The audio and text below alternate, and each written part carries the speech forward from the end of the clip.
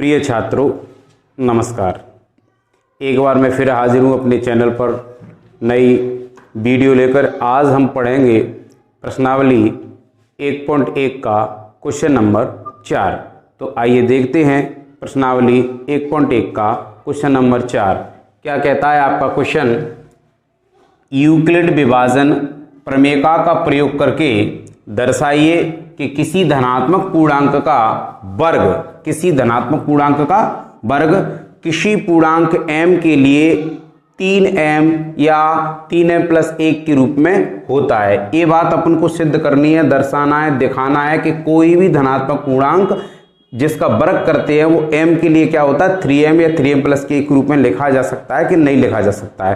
तो आपके मैथमेटिक्स में ये क्वेश्चन नंबर जो 4 दिया है उसका संकेत भी दिया है कि मान लीजिए x कोई धनात्मक पूर्णांक है, तब यह 3q प्लस के 1 या 3q प्लस के 2 के रूप में लिखा जा सकता है। इनमें से प्रत्येक का वर्ग कीजिए और दर्शाइए कि इन वर्गों को 3m या 3m प्लस 1 के रूप में लिखा जा सकता है। चाहो तो आप संकेत पढ़ सकते हो।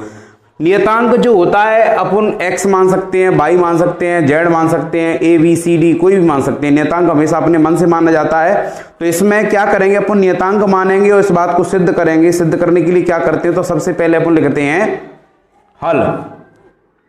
देखिए भैया, हल माना a कोई धनात्मक पूर्णांक है,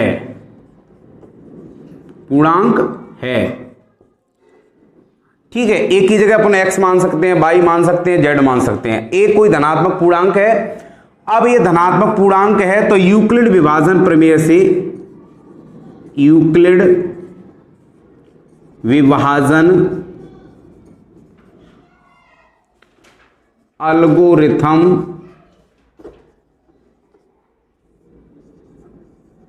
प्रमेय से, ये आप पहले जानते हो, ये नियम मैं आपको बता चुका हूं, एक बार फिर बता रहा हूं।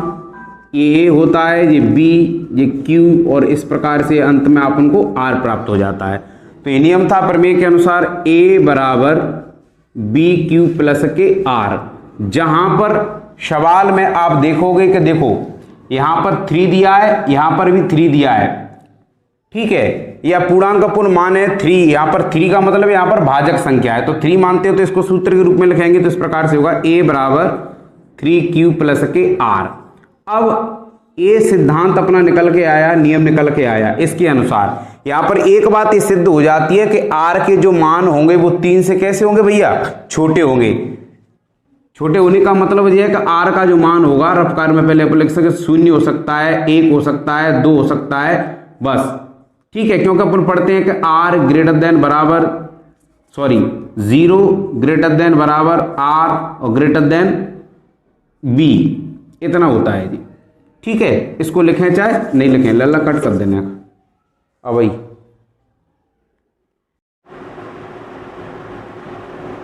जहां देखिए इस प्रकार से है, तो अब आगे ऐसा अपन लिख सकते हैं, जहां अपन को संकेत के रूप में अगर लिखे हैं तो जहां A अपना क्या होता है, भाज्य होता है, ये अपना भाजक होता है, ये भागफल होता है और ये क्या होता है, शेषफल होता है। तो उसको थोड़ी भाषा में अपन संकेत के रूप में लिखेंगे ताकि याद बना रहेगा आपको। तो जहां Q भागफल है तथा R शेषफल है एवं 0 इज ग्रेटर देन बराबर R ग्रेटर देन 3, इतना इससे याद रखेंगे। इसका कहने का आशय है कि जो शेषफल अपना आएगा वो 3 से कितने आएंगे, सब छोटे आएंगे, ठीक है। तो इसके लिए पहली कंडीशन अब स्टार्ट करते हैं। स्थिति फर्स्ट, जब R का मान 0 हो तो ये R बराबर अपन जो 0 माना है इसकी वैल्यू पुट यहाँ पर वैल्यू पुट करेंगे, फिर इसका हल करेंगे। हल करने के बाद दोनों पक्षों का वर्ग करेंगे, तब अपन को एक इक्वेशन प्राप्त होगा। उसके बाद ऐसे ही अपनी आर के 3 मान हैं 0, 1 और 2, तीनों मानों को निकालेंगे और ये बात अपनी सिद्ध हो जाएगी। तो देखिए अब क्या करना है अपन को, इस सवाल में जो दिया हुआ संकेत अपना निकल के आया था उसको यहाँ पर लिखना है जैसे का तैसा। तो a बराबर 3q प्लस के r की जगह पर r का मान लिखेंगे तो कंडीशन बनेगी अपनी a बराबर 3q प्लस के 0, क्योंकि r की जगह अपने क्या लिख दिया 0। अब 0 इसमें ऐड करेंगे तो आंसर वही प्राप्त होगा, a बराबर 3 और q।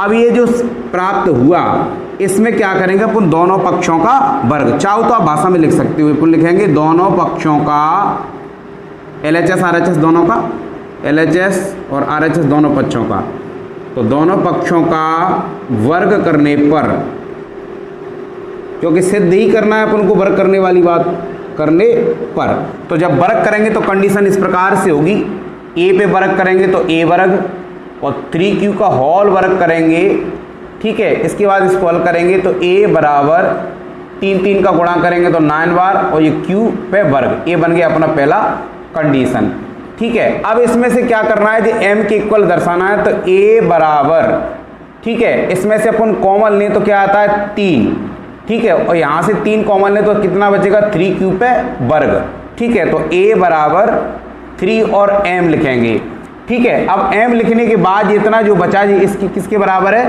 जहां m बराबर 3q पूर्णांक है। अब सवाल में अपन आगे बढ़ते हैं तो इसकी सेकंड कंडीशन निकालेंगे, तो इसी प्रकार जैसे पहली कंडीशन निकाली थी उसी प्रकार से, इसी प्रकार स्थिति सेकंड दे सकते हो, इसका नाम आप कंडीशन सेकंड कंडीशन में क्या था, r का मान 1 था, 1 हो तो तब कंडीशन क्या बनेगी अपनी, a बराबर 3q प्लस के r। अब r की जगह अपन को लिखना है भैया 1, तो a बराबर 3q प्लस के 1। अब इसमें ये ऐड नहीं हो सकता, अब क्या करना है, दोनों पक्षों का अपन क्या करेंगे वर्ग, जैसे पहले किया था, दोनों पक्षों का वर्ग करने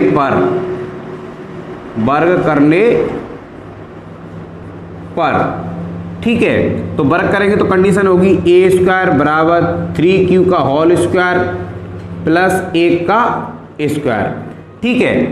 तो अब यहाँ पर इसको खोलकर देखते हैं तो एक सर्वसमिका बनेगी अपनी, ठीक है।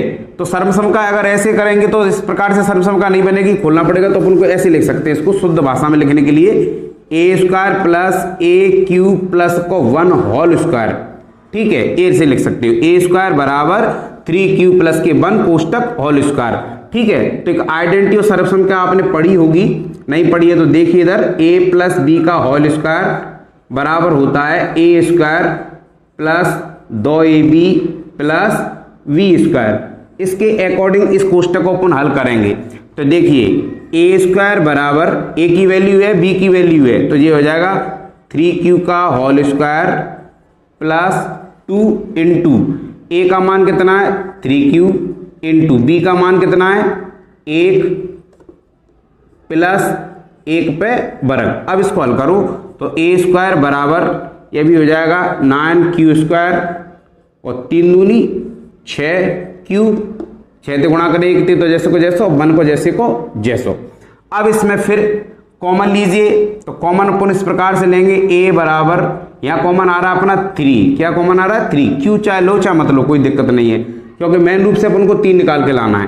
तो 3 यहाँ कॉमन लेते हैं तो यहाँ बचा 3q पे स्क्वायर प्लस 3 दूनी 6q प्लस 1 को बाहर लिख दीजिए आप, ठीक है। अब इतना जो मान है वो किसके बराबर है, m के बराबर, तो a स्क्वायर बराबर 3m प्लस के 1, जहां 3q स्क्वायर प्लस के 2q बराबर होगा m।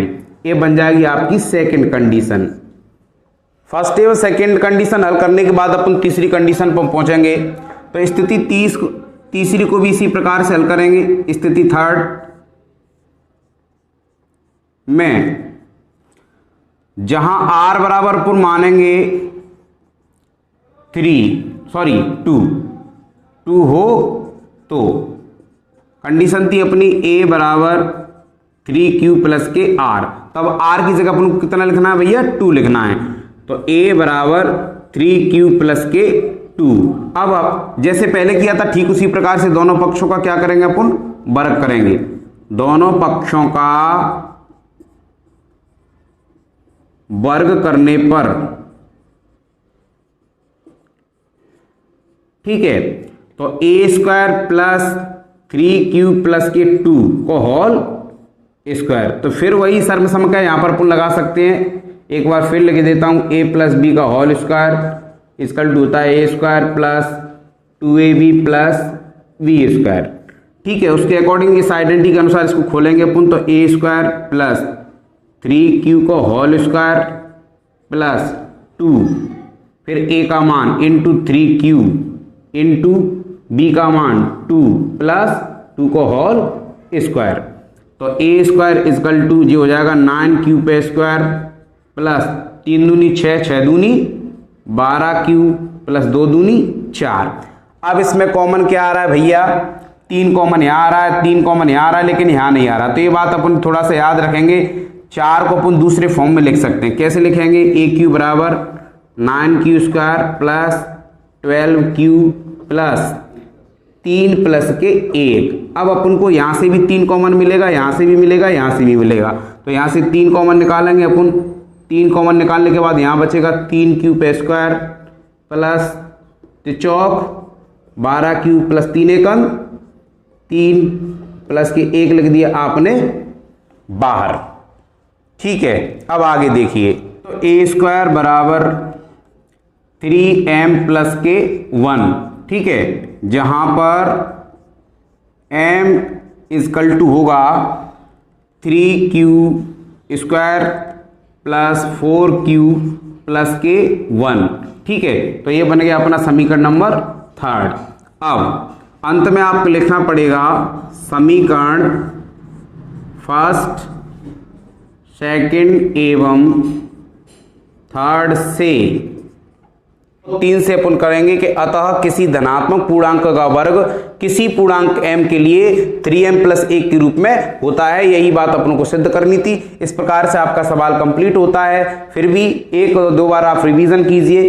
रिवीजन करने के उपरांत अगर कोई समस्या बनती है तो हमारे कमेंट बॉक्स में आप समस्या का निदान करने के लिए कमेंट करें और हमारे चैनल को लाइक, शेयर एवं सब्सक्राइब अवश्य करें। धन्यवाद।